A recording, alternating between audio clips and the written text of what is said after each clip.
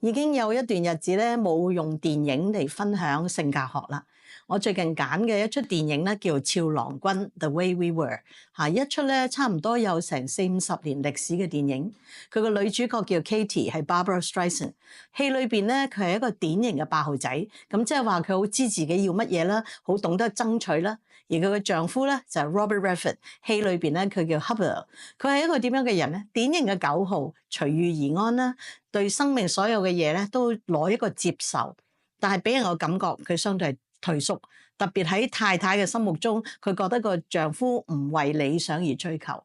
呢出戲精彩嘅地方就係講緊一個好知自己要乜嘢嘅人，掙扎喺自己嘅理想，即係個太太啦。但係同樣佢又好愛佢丈夫喎，喺呢個決定裏邊嘅矛盾。咁呢一點咧，我覺得今時今日嘅女性都會面對咁嘅問題，就係自己嘅事業啦、自己嘅理想啦、同親愛嘅家庭、自己嘅丈夫同埋仔女。但係咧，今年咧，我哋香港都有一出好嘅電影，就叫《苦讀筆》。有少少食字嘅，如果你識呢句説話咧，其實仲有一個隱喻喺後邊。但係呢出戲係由一個我好中意嘅女演員叫譚善言演出嘅。佢演出係一個好中意做麵包嘅麵包師，但係因為佢啱啱有咗個 BB， 佢又選擇又要俾人奶喎，所以喺佢繁忙嘅工作裏邊咧，佢亦都要兼顧要泵奶啦，周圍嘅環境容唔容許啦，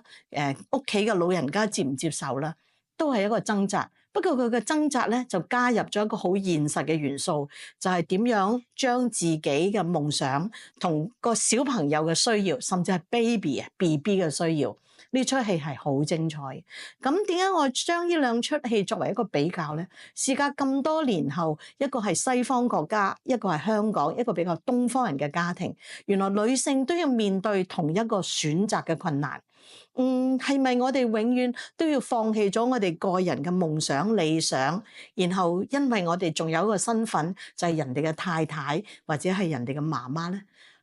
俏郎君 The Way We Were 係一出我認為叫經典嘅電影，係提醒咗我哋每一個女性生命裏邊都有一啲未了嘅心願，我哋點樣去決定呢？做我哋自己嘅事業或者我哋嘅夢想，定係為我哋嘅愛情作出最大嘅犧牲呢？呢出電影係好值得我哋看，作為一個反思同埋反省嘅。